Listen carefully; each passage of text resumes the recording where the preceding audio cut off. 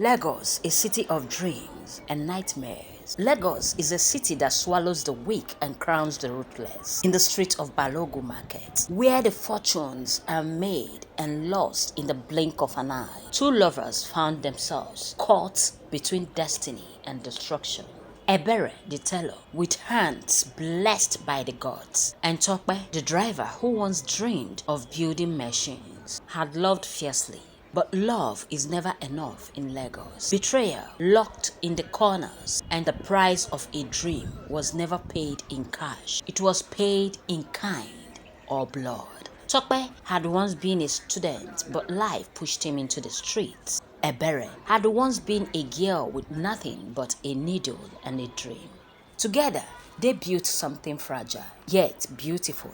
Tope drove her to fabric markets, helped her collect payment from difficult customers, and fought off those who tried to cheat her. As life goes on, Ebere's design caught the eyes of Chief Otumba, a powerful businessman with a reputation for ruining lives. She thought it was her big break. He promised to sponsor her brand, introduce her to international clients, and put her in places she had never imagined. Tope was very weary. Nobody gives anything for free in this city, he warned. But Ebere ignored him. For once, let me dream, she said, without knowing it's a deal with the devil. The contract came with conditions, the ones Ebere did not see at first. She had to be available whenever Otumba called. She had to design for his mistress, his wives, his secret lovers. Then came the last night meeting. One night, Tope caught Otumba holding Ebere's wrist too tightly in a party. He lost control. He punched Otumba in the face. The next day, Tope's boat account was blocked. His car was impounded. His landlord gave him 24 hours to leave. He had been enraged. Ebere begged Otumba to stop, but he only smiled. Every dream has a price, my dear. You must decide who pays it, either you or him. Lagos is not for the weak, you know.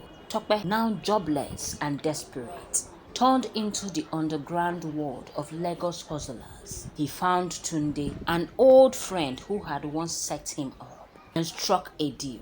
If the system would not give him justice, he would take it himself.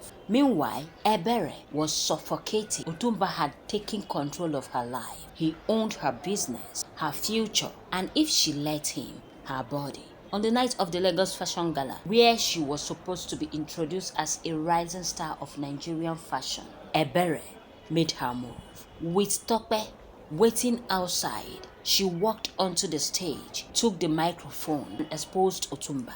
Every dirty deals, every bribe, every life he had ruined. The room got frozen. Then the camera flashed. The social media influencers tweeted. The news channels picked it up.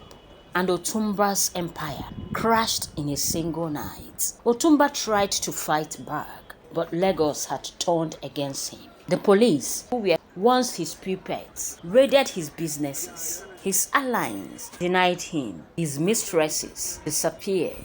Tope and Ebere were bruised but victorious. They stood at the edge of the third mainland bridge, looking at a city that had nearly destroyed them. This city will never love us, Tope said. Ebere smiled. Then we'll make it fear us, she said. With her talent and his street smartness, together they built something new, something powerful, not just a fashion brand, but a movement, a revolution of dreamers who refused to be controlled. Lagos is a land where only the bold survives, holding on for Otumba's revenge, because he must surely seek for revenge. A city of dreams and nightmares is a tale with charity. Stay tuned.